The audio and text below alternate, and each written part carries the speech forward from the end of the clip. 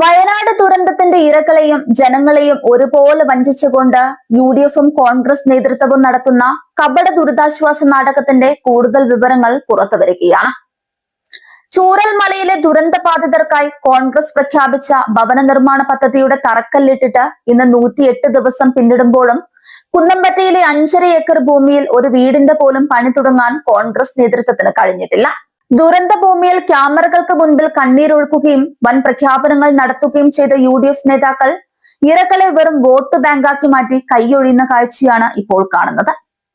തറക്കല്ലിടൽ കർമ്മം വൻ മാധ്യമ പ്രചാരണത്തോടെ ആഘോഷിച്ച കോൺഗ്രസ് അവിടെ തുടങ്ങിവെച്ച ഒരു കിണറിന്റെ നിർമ്മാണവും പാതി വഴിയിൽ ഉപേക്ഷിച്ചിരിക്കുകയാണ്. എപ്പോൾ പണി പുനരാരംഭിക്കാൻ കഴിയുമെന്ന് പോലും വ്യക്തമാക്കാൻ കഴിയാതെ കോൺഗ്രസ് നേതൃത്വം പൂർണ്ണമായും ഇരുട്ടിൽ തപ്പുകയാണ്.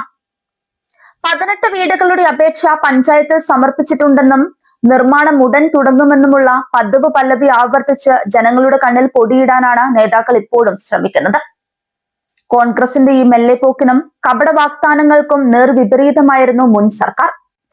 LDF സർക്കാരിന്റെയും ഇടതുപക്ഷ മുന്നണിയുടെയും ഇടപെടലുകൾ കൊണ്ട് ദുരന്ത ബാധിതരുടെ ശാശ്വത പുനരധിവാസം ഉറപ്പാക്കാൻ അവർക്ക് കഴിഞ്ഞു. ടൗൺഷിപ്പിൽ വീട് വേണ്ടെന്ന് പറഞ്ഞ് പണം വാങ്ങിപ്പോയവർ പോലും പണം തിരികെ നൽകി വീട് നൽകണമെന്ന് പറഞ്ഞതെല്ലാം മുൻ സർക്കാരിന്റെ വിജയമായിരുന്നു. ദുരന്ത സാധ്യതയില്ലാത്ത സുരക്ഷിതമായ മേഖല കണ്ടെത്തിയാണ് മുൻ സർക്കാർ ടൗൺഷിപ്പ് ആരംഭിച്ചത്.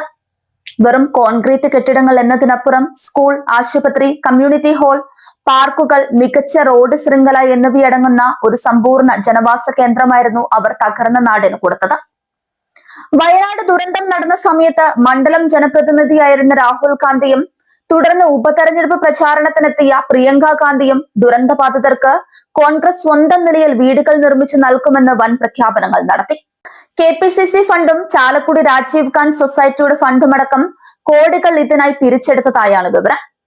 എന്നാൽ ദുരന്തം കഴിഞ്ഞ മാസങ്ങൾ പിന്നിട്ടിട്ടും ഉപതെരഞ്ഞെടുപ്പിൽ വോട്ട് തട്ടാൻ വേണ്ടി മാത്രം നടത്തിയ പ്രഖ്യാപനങ്ങളായിരുന്നു ഇവയെന്ന് തെളിയിക്കുന്നതാണ് കുന്നംപറ്റയിലെ ഈ ശൂന്യമായ 5.5 ഏക്കർ ഭൂമി. ദുരന്ത ബാധിതരെ പുനരധിവസിപ്പിക്കാൻ UDFിലെ പ്രധാന കക്ഷികളായ കോൺഗ്രസും മുസ്ലിം ലീഗും മത്സരിച്ച് സ്പോൺസർഷിപ്പ് പ്രഖ്യാപിച്ചു. ഇതിനായി വിദേശത്തു നിന്നും സ്വദേശത്തു നിന്നും കോടിക്കണക്കിന് രൂപയുടെ ഫണ്ടുകളാണ് വലിപ്പ ചെറുപ്പമില്ലാതെ നേതാക്കൾ പിരിച്ചെടുത്തത്.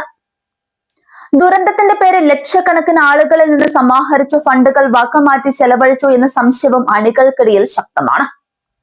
ഒരു കിണർ പോലും പൂർത്തിയാക്കാൻ കഴിയാത്ത കോൺഗ്രസ് എങ്ങനെയാണ് ജനങ്ങൾക്ക് സുരക്ഷിതമായി വീടുകൾ വെച്ചു നൽകുക എന്ന പരിഹാസമാണ് നാട്ടുകാരിൽ നിന്ന് പോലും ഉയരുന്നത്. LDF മാതൃകാ ടൗൺഷിപ്പുമായി ജനങ്ങൾക്കൊപ്പം നിൽക്കുമ്പോൾ ദുരന്തബാധിതരുടെ കണ്ണീരിനെ രാഷ്ട്രീയ ലാഭത്തിനും വോട്ട് ബാങ്ക് രാഷ്ട്രീയത്തിനും വേണ്ടി മാത്രം ഉപയോഗിച്ച UDF തെരഞ്ഞെടുപ്പ് കഴിഞ്ഞതോടെ വാഗ്ദാനങ്ങളെല്ലാം കാറ്റിൽ പറത്തി. അപേക്ഷകൾ സാങ്കേതികത്വത്തിൽ കുടുക്കി വൈകിപ്പിക്കുന്ന കോൺഗ്രസിന്റെ ഈ കടുത്ത ജനദ്രോഹ നിലപാടിനെതിരെ വയനാട്ടിൽ ജനരോഷം ശക്തമാവുകയാണ്.